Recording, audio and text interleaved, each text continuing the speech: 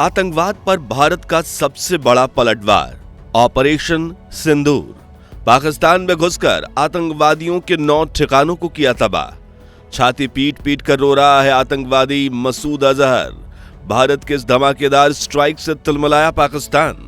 लेकिन क्या पिक्चर अभी बाकी है? क्या एक और हमला अभी बाकी है? और क्या पाकिस्तान इंडियन आर्मी की इस स्ट्राइक का जवाब देगा? दोस्तों, कश्मीर के पहलगाम में जब पाकिस्तानी आतंकवादियों ने हिंदुओं को चुन चुन कर उनकी पहचान की वजह से मारा था, उसी दिन भविष्य लिखा जा चुका था कि कुछ बड़ा होगा। और अब भारत ने पाकिस्तान को ऑपरेशन सिंदूर के जरिए ऐसा जख्म दिया है कि जो पाकिस्तान जिंदगी भर याद रखेगा।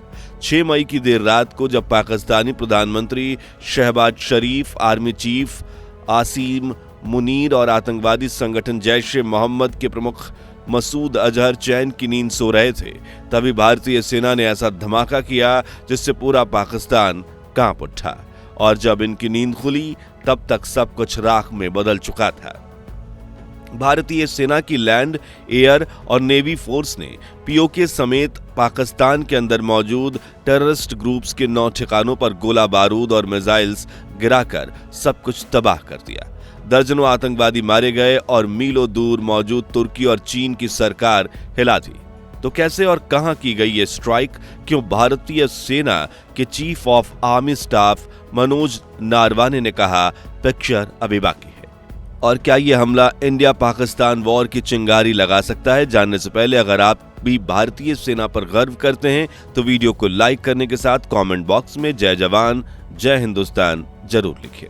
दोस्तों, पहलगाम नरसंहार के दौरान आतंकवादियों ने 26 बेकसूर नागरिकों को मार दिया, महिलाओं के सुहाग उजाड़ दिए और कहा जाके मोदी को बताना। और जब प्रधानमंत्री नरेंद्र मोदी ने बताया तो पूरा पाकिस्तान हिल गया। न सिर्फ लाइन ऑफ कंट्रोल पार करके पीओके में जवाबी हमला किया गया, बल्कि दुनिया के सामने सिर उठाकर भारत ने इंटरनेशनल बॉर्डर ही पार कर दिया और सीधा पाकिस्तान में ही पटाखे फोड़ दिए गए। ऐसे पटाखे जिससे आतंकवाद कांप उठा है। जैश ए मोहम्मद का प्रमुख फूट फूट कर रो रहा है। पाकिस्तान की सड़कों पर दर्जनों आतंकवादियों की लाशें बिछी पड़ी हैं और प्रधानमंत्री शहबाज शरीफ बौखला गया है। पूरी दुनिया भारत की ताकत का ट्रेलर देख चुकी है। जी हां, ये तो सिर्फ ट्रेलर था, पिक्चर तो अभी बाकी है। और ये हम नहीं, खुद भारतीय सेना के chief of army staff Manoj Naravane कह रहे हैं, क्योंकि इस बार भारत नहीं रुकेगा। हर एक आतंकवादी को चुन चुन कर मारेगा। और अब ये स्ट्राइक कहां हुई है, उससे पहले जानते हैं ऑपरेशन सिंदूर इतना इंपॉर्टेंट क्यों था। सिंदूर भारतीय नारी के सुहाग, सम्मान और अटूट विश्वास का प्रतीक होता है। और पहलगाम हमले में जब आतंकवादियों ने हिंदू महिलाओं के माथे का सिंदूर छीना, उन्हें विधवा बनाया और उन्हें जिंदा छोड़कर ये एहसास करवाया कि हम तुम्हें अपमानित कर रहे हैं, तुम्हारा सुहाग छीनकर, तभी भारत ने यह तय कर लिया था कि अब बस बहुत हुआ। अब हम पाकिस्तान को उसकी असली औकात दिखाएंगे, आतंकवाद को उसी के घर में घुसकर खत्म करेंगे और पूरी दुनिया को दिखा देंगे कि भारत शांत है। इसका मतलब ये नहीं कि कमजोर है, फिर चाहे महायुद्ध छिड़ जाए या तीसरा विश्व युद्ध। और इसी के साथ लॉन्च हुआ ऑपरेशन सिंदूर। 2016 में जब पाकिस्तानी आतंकवादियों ने उरी में हमला किया, उसके 11 दिनों बाद भारत ने पाकिस्तान में घुसकर सर्जिकल स्ट्राइक कर दी। 2019 में जब पुलवामा अटैक हुआ, 12 दिनों में बालाकोट एयर स्ट्राइक हुई और पहलगाम हमले के 2 हफ्ते बीत चुके हैं। भारतीयों की बेसब्री बढ़ती जा रही थी। पाकिस्तान का मनोबल अंदर ही अंदर टूट रहा था कि तभी पहलगाम हमले के 14 दिन बाद भारत ने 1:44 पर ऐसी स्ट्राइक की जिसने पाकिस्तान प्रशासन की रातों की नींद उड़ा दी। जी हां, ऑपरेशन सिंदूर में इंडियन आर्मी ने पाकिस्तान के 9 टेररिस्ट लोकेशंस पर 24 स्ट्राइक्स की। पाकिस्तानी मीडिया के मुताबिक वहां की सरकार को इस सरप्राइज अटैक के बारे में बिल्कुल अंदाजा नहीं था और प्रधानमंत्री शहबाज शरीफ तो अपने घर सो रहे थे, लेकिन एक फोन की घंटी ने उनकी रातों की नींद उड़ा दी। अचानक हुए इस हमले से शहबाज तिलमिला उठे और उन्होंने कहा, पाकिस्तान की धरती पर 5 स्थानों पर कायराना हमले किए गए हैं और हमें इस युद्ध थोपने वाले कृत्य का शक्तिशाली जवाब देने का पूरा अधिकार है और वो जवाब दिया जा रहा है। आगे वो लिखते हैं कि पाकिस्तानी सेना और राष्ट्र दुश्मन से निपटना अच्छी तरह से जानते हैं, हम कभी भी उनके नापाक इरादों को सफल नहीं होने देंगे। दूसरी तरफ जैश ए मोहम्मद आतंकवादी संगठन का गठन करने वाले मोहम्मद मसूद अजहर भी फूट फूट कर रोने लगे, क्योंकि पाकिस्तानी मीडिया के मुताबिक बहावलपुर स्थित जैश ए मोहम्मद के हेडक्वार्टर मरकज सुबहान अल्लाह पर भारतीय सेना द्वारा किए गए स्ट्राइक में मसूद अजहर की पत्नी, बेटा, बड़ी बहन सहित उसके परिवार के 10 में से 14 लोग मारे गए हैं। और उनकी लाशें गिनते हुए मसूद अजहर बोले, अच्छा होता कि मैं भी मर जाता। दोस्तों, पाकिस्तान में की गई ऑपरेशन सिंदूर स्ट्राइक की 9 लोकेशंस में जैश ए मोहम्मद आतंकवादी संगठन के 4 बेस शामिल थे। पहला, बहावलपुर शहर में जैश ए मोहम्मद का हेडक्वार्टर मरकज सुबहान अल्लाह। दूसरा, तेहरान कलान का सर्जिल, जो नए आतंकवादियों को भर्ती करने और ट्रेनिंग का कैंप था। तीसरा, कोटली में मौजूद मरकज अब्बास, जो हथियार रखने का अड्डा था और सुसाइड बॉम्बर्स को ट्रेनिंग देने की फैसिलिटी। चौथा, मुजफ्फराबाद में सैदाना बिलाल कैंप, जहां से आतंकवादियों को भारत में घुसपैठ करने के लिए भेजा जाता था। अगले 3 लश्कर ए तैयबा के बेस थे, जिनसे जुड़े द रेजिस्टेंट फ्रंट आतंकवादी संगठन के टेररिस्ट ने ही पहलगाम हमला किया था, जिनमें 5वां था मुर्दी के मौजूद तैयबा का 200 एकड़ बड़ा हेक्टेयर हेडक्वार्टर मरकज तैयबा। छठा, बरनाला में मरकज अहले हदीथ।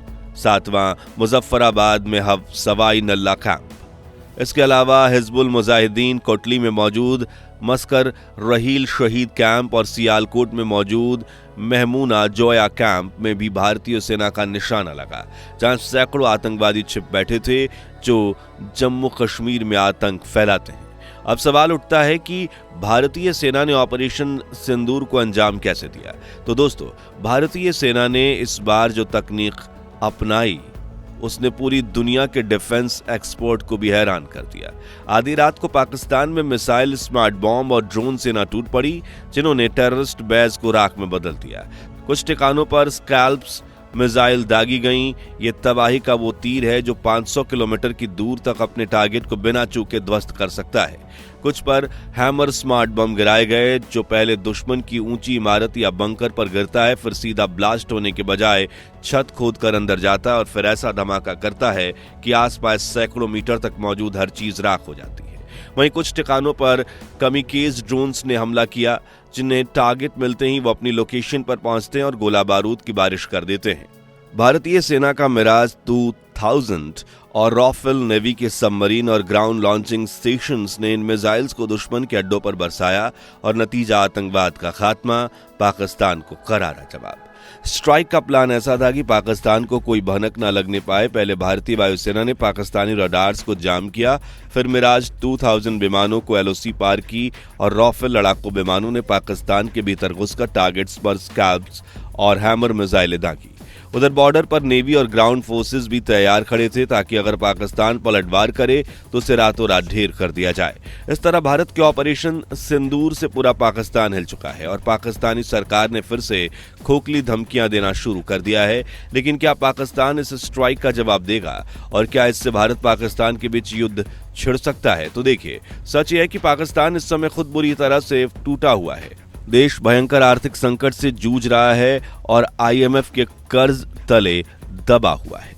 महंगाई आसमान छू रही है और जनता सड़कों पर है। ऐसी हालत में पाकिस्तान के पास भारत जैसे मजबूत देश से लड़ने की ना तो ताकत है और ना ही साहस। ऊपर से भारत ने इस बार जो संदेश दिया है वो बिल्कुल साफ है, आतंकवाद को कहीं भी पनाह मिलेगी तो भारत वहां तक जाएगा और उसका खात्मा करेगा, बिना कोई चेतावनी, बिना किसी समझौते के। पाकिस्तान सरकार भले ही बड़ी बड़ी बातें कर रही हो, लेकिन अंदर से वो डर चुकी है।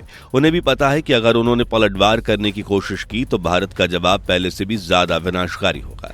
इसके अलावा अगर पाकिस्तान ने हमला किया तो दुनिया के सामने उसका पर्दाफाश हो जाएगा कि वो आतंकवाद को पनाह देता है और वर्ल्ड लेवल पर उसे टेररिस्ट कंट्री भी घोषित किया जा सकता है, जिससे उसकी फंडिंग्स रुक जाएंगी और इंटरनेशनल ट्रेड बंद हो जाएगा और वो सड़कों पर आ जाएगा। इसलिए युद्ध की नौबत आने की संभावना फिलहाल बेहद कम है।